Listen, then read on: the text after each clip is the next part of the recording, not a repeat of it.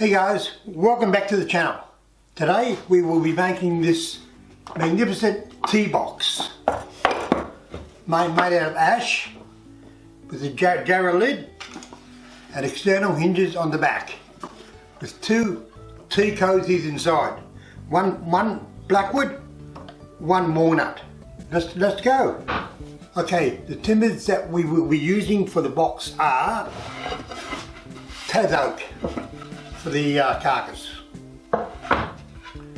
The inlay on the top is going to be jarrah. It's good. That's a good contrast. The tea boxes are going to be made out of finger jointed European beech. Nice cut. I like that. The surrounds that hold the tea boxes are going to be made out of heather. And the tops of the tea boxes are going to be made out of one out of walnut and one out of blackwood. Here I am cutting the sides out of ash for the box and planing them down to about 14mm, and that's the top going through, and to get planed down to about 8mm. And grooving the box sides and ends. It's a 6mm ply in the bottom and 8mm jarrah in the top.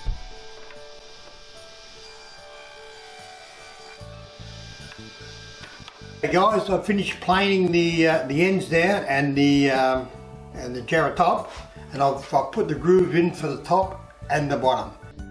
Okay, cutting the sides and the end for the box. I get one side and one end out of each piece.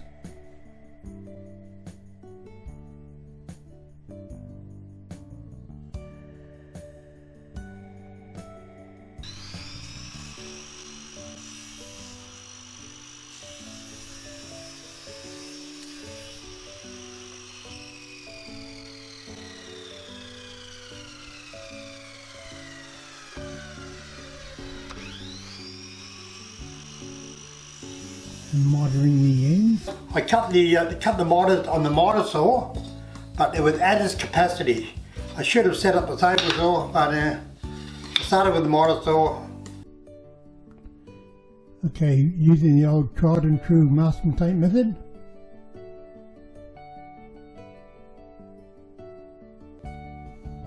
Gluing it up. When you glue this one up, just when it's all together, you won't be able to get inside to wipe the glue off. So don't put too much.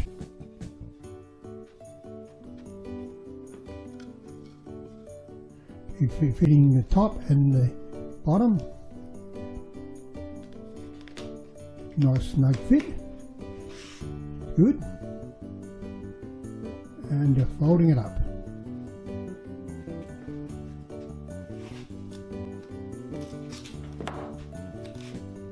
Couple of bits of tape, pull them over,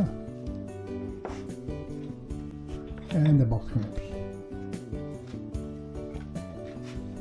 Okay guys, another day. This is the box and the clamps. Let's take it out and see what we've got.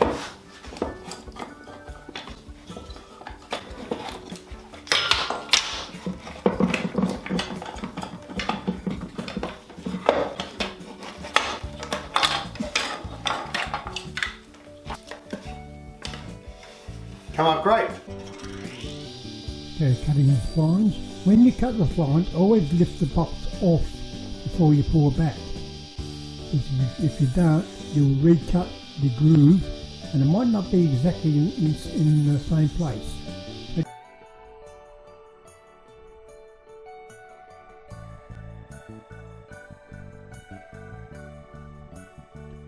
Okay, cutting the top off now.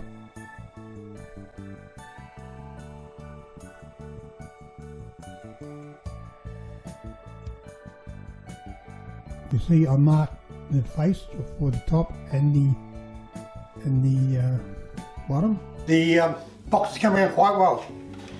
The inside box is finished, as is the lid. The two tea boxes are done with the bottom in there. As you see, I just taped them together. You don't need to cramp these, but they're only small boxes. just tape them together. To make the handle, and a 45 chamfer on the lids. I'm doing about 4 passes. You don't want to take too much at a time. Okay, there it is, all finished, all sprayed up, 3 coats of spray lacquer. Doesn't that just pop? The walnut and the blackwood really set it off.